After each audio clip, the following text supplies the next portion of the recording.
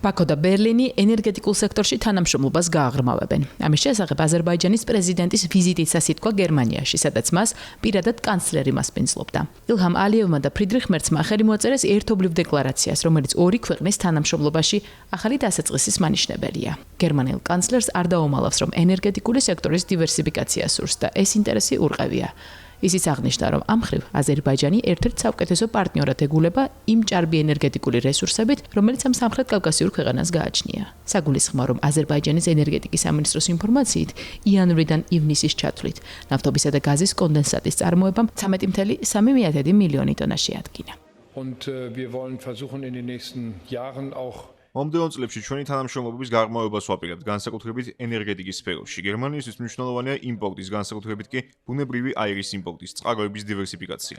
ამის შესახებ უკვე ვისაუბრეთ ჩემს შესავალსიტყვაში. აზერბაიჯანი კი რეგიონში ერთ-ერთი იმ მცირერიცხოვან ქვეყნებს შორისაა, რომელსაც ენერგორესურსების სიჭარბე აქვს.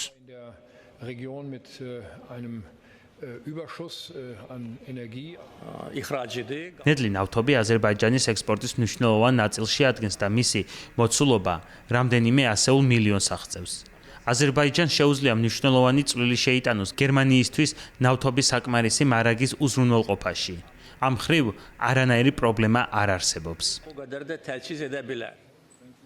აზერბაიჯანის ნედლი ნავთობისა და ბუნებრივი აირის მიწოდების მიმართულებით თანამშრომლობის გაძლიერებაზე საუბრები უფრო ფართო კონტექსტის ნაწილია. გერმანიამ ენერგეტიკული უსაფრთხოების გამტკიცებაზე მუშაობა უკრაინაში რუსეთის სრულმასშტაბიანი ომის დაწყებისთანავე მყისიერად დაიწყო, რადგან ევროპისთვის მაშინ ნათელი გახდა, რომ მოსკოვი არასანდო პარტნიორი იყო, რომელთანაც კომუნიკაცია მოგვიანებით მხოლოდ სანქციების გზით გაგრძელდა.